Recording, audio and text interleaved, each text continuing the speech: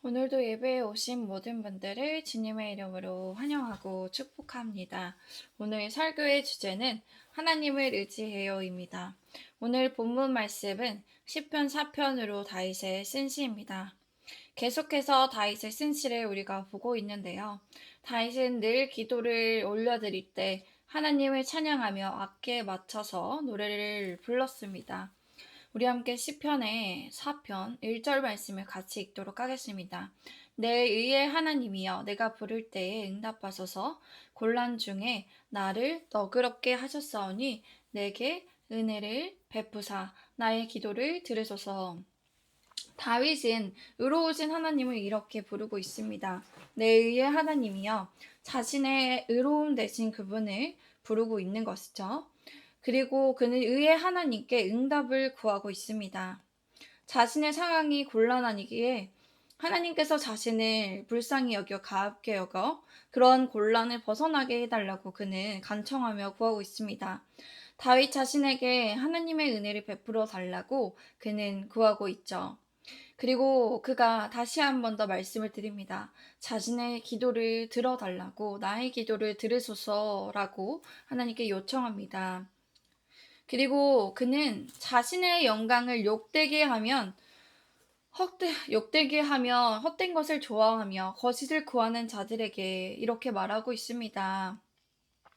주님께서는 주님을 위하여 헌신한 자들, 독실한 자들, 즉 경건한 자들을 택하셨음을 그들이 알라고 그렇게 거짓을 구하는 자들에게 말하고 있습니다. 그리고 자신이 하나님을 부를 때에 하나님께서 들으신다는 것을 그는 확신하며 그들에게 말합니다. 그렇기에 거짓을 구하는 자들에게 이렇게 경고하고 있습니다. 분노하여도 제짓지 말아라고, 그리고 잠자리에 누워 마음속으로 조용히 깊이 생각하라고 말하고 있습니다. 또한 그들에게 조언하고 있습니다.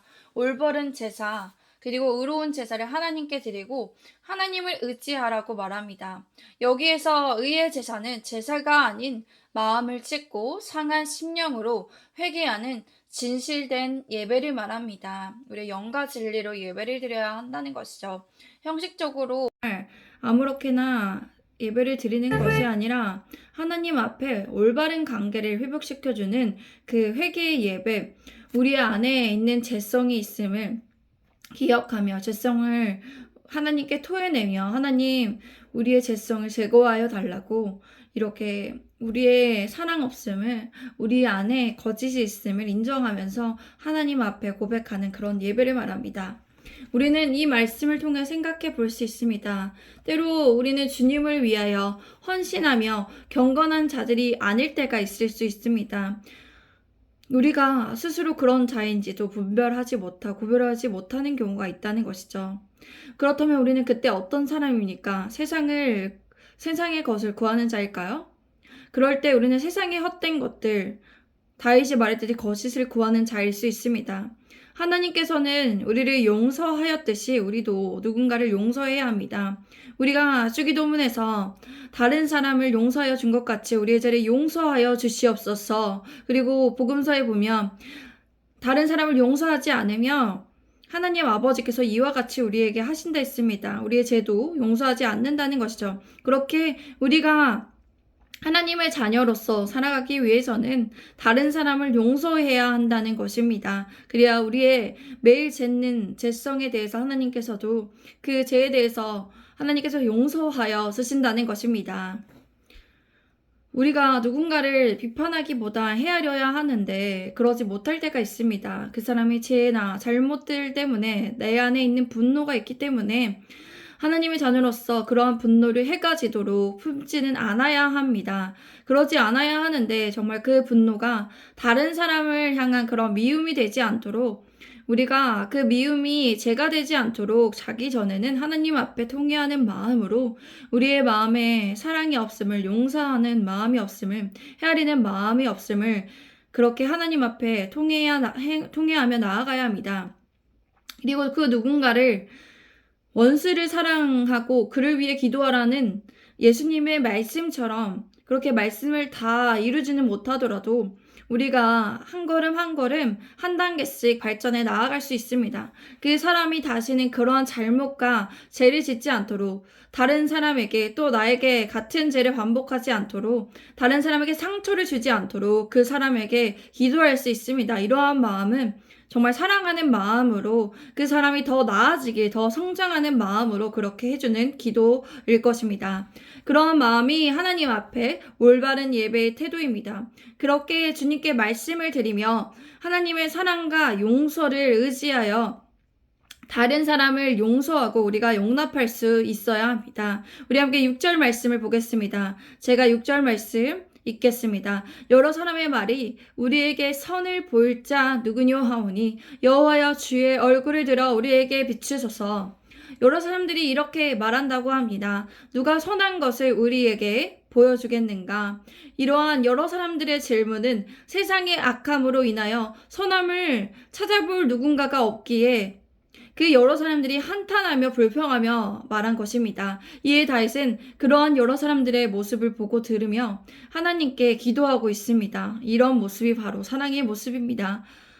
하나님의 사랑을 닮아가는 모습이죠. 주님, 주의 얼굴을 들어 우리에게 비추소서. 그는 자신에게만 비추어 달라는 것이 아니라 우리에게 비추어 달라고 그렇게 간구하여 기도하고 있습니다. 다윗은 이렇게 여러 사람들을 위해서 하나님의 은혜를 구하고 있습니다. 주의 얼굴을 들어 우리에게 비추어 달라는 것은 하나님의 은혜를 우리에게 달라고, 하나님의 은혜를 베풀어 달라는 비유적인 표현입니다. 오늘 이 영상을 보시는 모든 분들에게 하나님의 은혜가 함께하기를 주님의 이름으로 기도합니다. 아멘.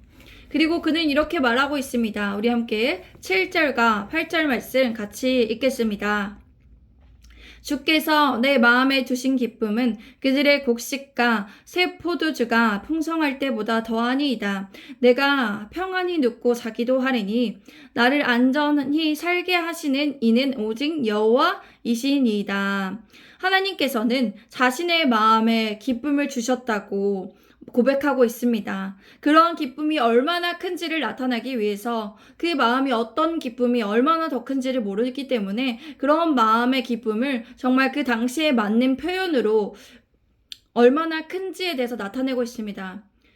새 포도주와 곡식이 풍성하기가 그 당시에는 어려웠습니다. 그런 가운데 육신의 풍요와 만족함을 누릴 때보다 정말 마음의 기쁨이 너무나 크다고, 마음의 기쁨은 너무나 크다는 것을 이렇게 말한 것입니다. 그렇게 다윗은 하나님께서 주신 그 기쁨과 평안으로 인해서 누워서 잘 자고 그렇게 잘 일어난다고 그렇게 말하고 있습니다.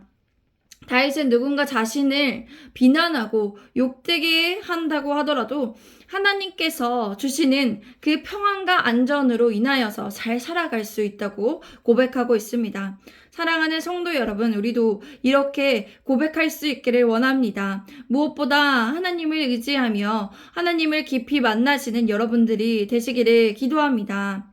그리하여 다윗과 같은 축복도 누리시기를 바랍니다. 하나님의 기쁨과 평강을 누리시는 성도분들이 되시기를 주님의 이름으로 기도합니다. 아멘. 우리 함께 이 시간 기도하도록 하겠습니다.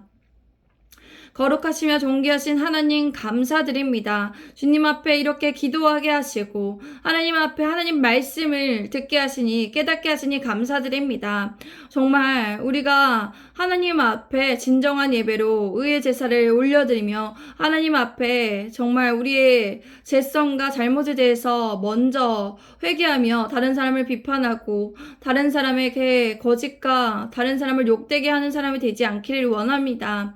정말 다윗과 같은 은혜와 축복도 누리기를 원합니다. 우리에게 하나님의 마음의 평강과 기쁨도 허락하여 주시고 우리가 주님 안에서 날마다 더 성장할 수 있기를, 더 주님을 의지하며 나아가는 우리 모두가 되기를 주님 함께하여 주시옵소서. 주님 은혜를 내려주시고 축복하여 주시기를 간절히 원하며 이 모든 말씀 우리 구주 예수 그리스도의 이름으로 기도드립니다. 아멘. 감사합니다. 샬롬.